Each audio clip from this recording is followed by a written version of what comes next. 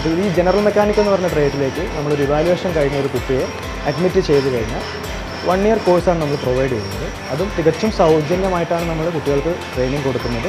വിത്ത് സ്റ്റൈപ്പൻഡോട് കൂടി മാസം 2500 രൂപ സ്റ്റൈപ്പൻഡോട് കൂടിയിട്ടാണ് കുട്ടികൾക്ക് നമ്മൾ ട്രെയിനിങ് പ്രൊവൈഡ് ചെയ്യുന്നത്.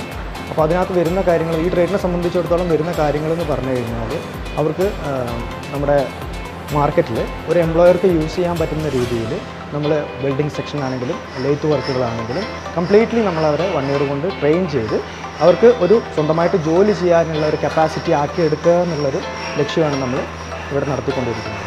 ഇവാലുവേഷൻ കഴിഞ്ഞതിന് ശേഷം കുട്ടിയെ നമ്മളിവിടെ അഡ്മിറ്റ് ചെയ്യുമ്പോൾ ആ പാരൻസിന് നമ്മൾ കറക്റ്റായിട്ടുള്ള ഒരു ഇൻസ്ട്രക്ഷൻ കൊടുക്കുകയും അവരെ കറക്റ്റായിട്ട് നമ്മൾ അവെയർ ചെയ്യുകയാണ് ചെയ്യുന്നത്.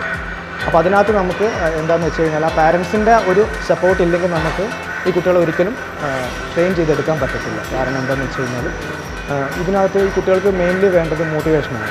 കാരണം അവരെ കൊണ്ട് സാധിക്കും, അവർക്കിത് പറ്റും എന്നുള്ള ഒരു മൈൻഡ് സെറ്റ് നമ്മൾ ആദ്യം ക്രിയേറ്റ് ചെയ്യാനുണ്ട്. അപ്പോൾ അതിന് വേണ്ടിയിട്ട് പാരൻസിൻ്റെ സപ്പോർട്ട് നമുക്ക് കൂടിയേ തീർത്തുള്ളൂ. 10 മാസം കഴിയുമ്പോൾ തന്നെ ഏകദേശം ഈ കുട്ടികൾ സ്വന്തമായിട്ട് ജോലി ചെയ്യാൻ കേപ്പബിൾ ആയിരിക്കും.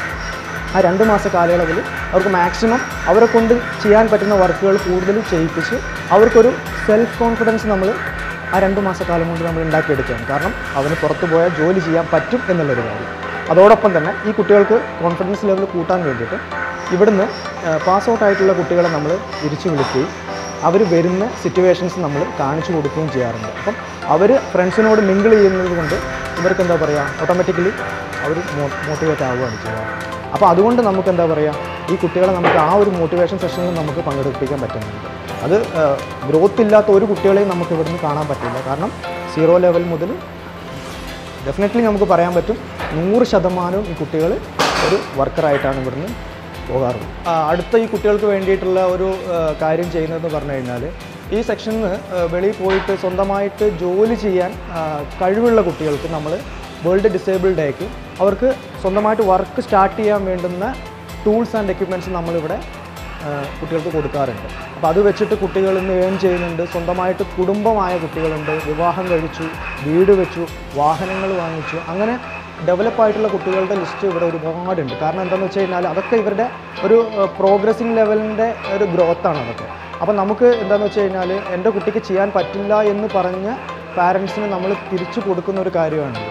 അതേപോലെ തന്നെ ഇവിടുന്ന് പാസ് ഔട്ടായിട്ട് കുട്ടികൾ വരുന്നൊരു കാര്യം സൂചിപ്പിച്ചിരുന്നു. ആ കുട്ടികൾ ഇവിടെ വരുന്ന സമയത്ത്, അതായത് ഇവിടെ ട്രെയിനിങ്ങിന് വരുന്ന സമയത്ത് അവർ നിസ്സാര കുട്ടികളായിട്ടാണ് വന്നിരുന്നത്. പക്ഷേ പിന്നീട് ഇവിടുന്ന് പാസ് ഔട്ടായിട്ട് പോയി തിരിച്ചു വരുമ്പോൾ ഏതൊരു കുട്ടിക്കും ഉള്ള ആഗ്രഹം പോലെ അവൻ്റെ സ്വന്തം വാഹനത്തിലാണ് തിരിച്ചു വരുന്നത്.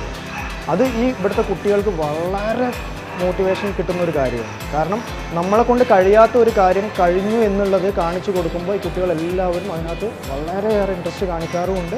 അതുപോലെ തന്നെ വിവാഹം കഴിക്കാൻ പറ്റില്ല എന്ന് പറഞ്ഞ് നടന്ന കുട്ടികൾ വരെ സ്വന്തമായിട്ട് വരുമാനം കണ്ടെത്തി വിവാഹിതരാകുന്നുണ്ട്, ഫാമിലി ആയിട്ട് ജീവിക്കുന്നുണ്ട്, സ്വന്തമായി സ്ഥാപനങ്ങളിൽ തുടങ്ങുന്ന കുട്ടികൾ വരെ നമുക്കിവിടുന്ന് ഡെവലപ്പ് ചെയ്തെടുക്കാൻ പറ്റിയിട്ടുണ്ട്.